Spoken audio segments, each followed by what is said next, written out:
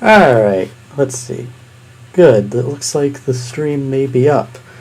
Let's see, let me just check the stream a bit. So, what is up, everybody? So, if the stream is up, that is. Because it didn't look like it went up, but I don't know. It kind of may have happened.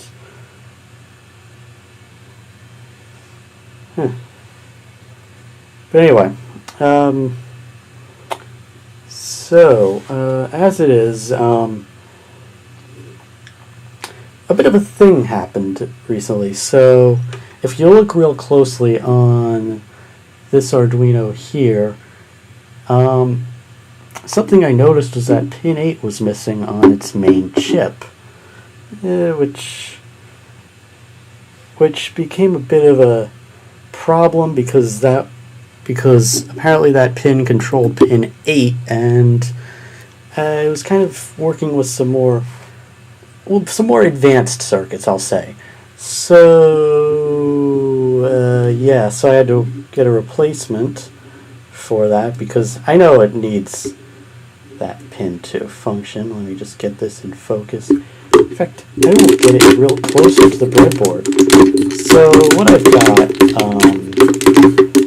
apologies for the shaking and all the weird audio stuff.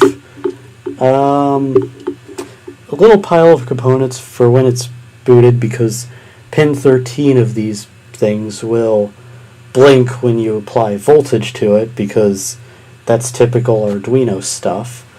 And as you can see up in the top left corner, that right there is something that I have flashed to the Arduino right now to make the Arduino act as an AVR programmer, because luckily it doesn't require pin 8, so I can keep using the chip itself. And the chip itself actually was advertised as having the Arduino bootloader. I got it off Amazon for like $6. I got it because, because if you watched my last stream, you know that I ended up getting a MIDI controller. But I ordered this chip alongside some new multimeter probes on the side, just to, because, yeah. Unfortunately, it did not seem to have the bootloader installed, because when I replaced the chip itself, and yes, I did check it was the same one, and it is the same chip as it stands. However,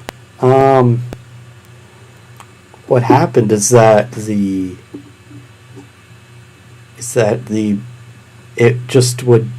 that light that is controlling pin 13.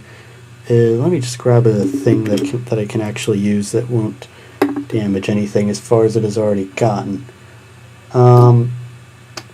Pin 13, which controls this LED, this yellow LED, which is the one I mentioned that is supposed to blink when on boot, or voltage appliance, I guess, as you could call it.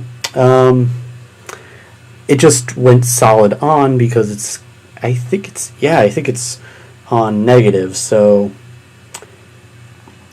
or it's inverted, so the chip is controlling the cathode and not the anode of the LED. So yeah, so that meant that it didn't have the bootloader installed, or it came fried, or in this case dead on arrival. But it looks to be fine. So, yeah. And as you can see, there were a few errors that I was running into because, Because let's see, let me try burning the bootloader yet again. And I almost had it. Burn bootloader. Oh, yeah, that's right. I moved the USB port because of the fact that I found it more convenient to put the capture device right on that one. Yeah, okay, we got the board right. And then board that one. Okay. And now, the error message I find is interesting because it's like invalid device signature. Now, there is one big issue that I've been having trying to get this to work because unfortunately it's looking for a specific type of board because it's not really an Arduino board because it's really asking for something in the boards menu, but there needs to be in this case it needs to be set to ATMega 328P on Arduino, which is the chip I have, and the chip my Arduino itself has that kind of oofed on me. And yes, this chip here, this is the oofed one, but it's missing the pin, so I can't let that happen. Yeah. So burn the bootloader.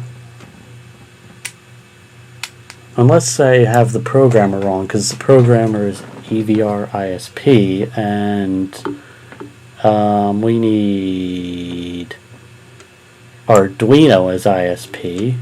Let's try that one out. And burn bootloader. And it still gives me the same error for some reason. But yeah, it's a bit of a thing. It's a bit of a problem I'm having, but I'm not too mad at it because you know what? It's only pin 8, and all that I was really doing was trying to control one of these. Let me just get this in focus. One of these keypad things, which I could do with skipping that one thing, and then, you know, the typical classic circuit where you have one of these keypads, one of these LCD modules, which, if I could get that in focus as well, it's huge. Yeah, let me just get that in focus. Maybe it'll be better if I put it on the table. Yeah.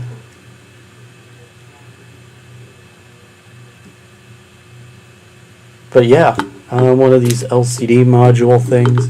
Let me just move my code out of the way, or move the code that's set by the Arduino people themselves.